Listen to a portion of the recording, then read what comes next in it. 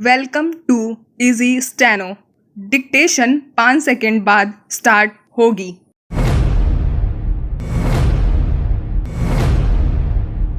आखिरकार सरकार को डेटा संरक्षण विधेयक वापस लेना पड़ा।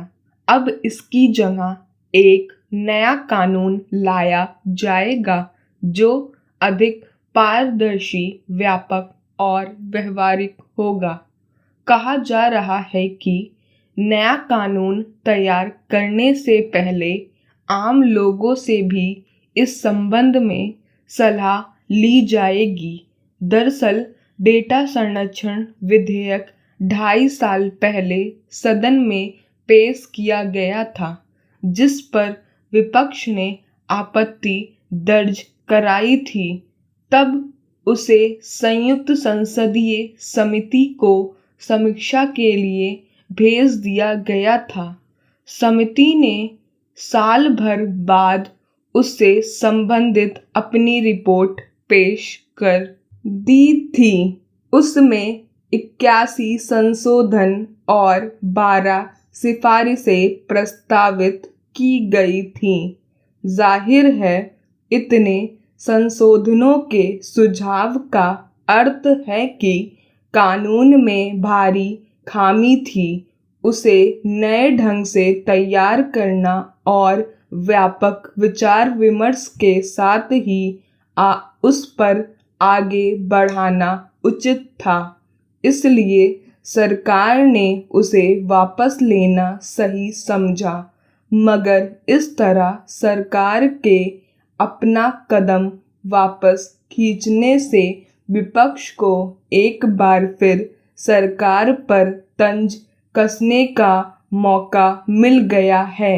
विपक्ष कह रहा है कि अगर इस विधेयक को सदन में रखा गया तभी ठीक से बहस हो जाती तो आज यह स्थिति नहीं आती। किसी भी विधेयक का इस तरह भारी संशोधनों के साथ वापस लिया जाना सरकार के लिए अच्छा नहीं माना जाता। इससे यह रेखांकित होता है कि सरकार ने संबंधित कानून की रूपरेखा तैयार करने में जल्दबाजी दिखाई और उचित सलाह मशवरा लेना उचित नहीं समझा।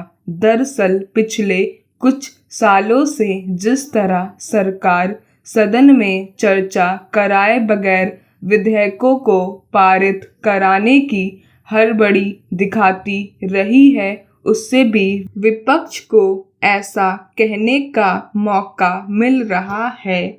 इससे पहले भूमि अधिग्रहण कानून और 3 कृषि कानूनों को इसीलिए वापस लेना पड़ा कि उनमें गंभीर खामियां थीं।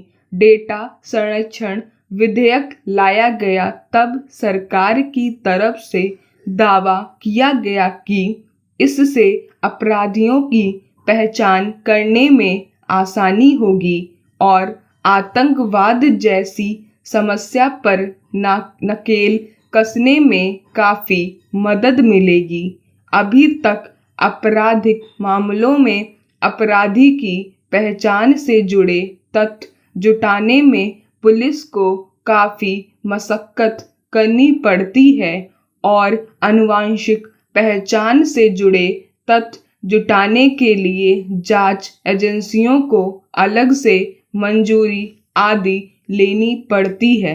इस तरह लंबा समय लगता और फिर न्याय प्रक्रिया में स्वाभाविक ही देरी होती रहती है। कई बार उचित ढंग नहीं मिल पाता और साक्ष्य के अभाव में दोषी बच निकलते हैं। मगर निजी जानकारियां जुटाना खासा पेचीदा मसला है। इससे लोगों की निजता का हनन होने का अंदेशा सदा बना रहता है। फिर जुटाए गए ब्यौरे के बेजा इस्तेमाल का खतरा रहता है।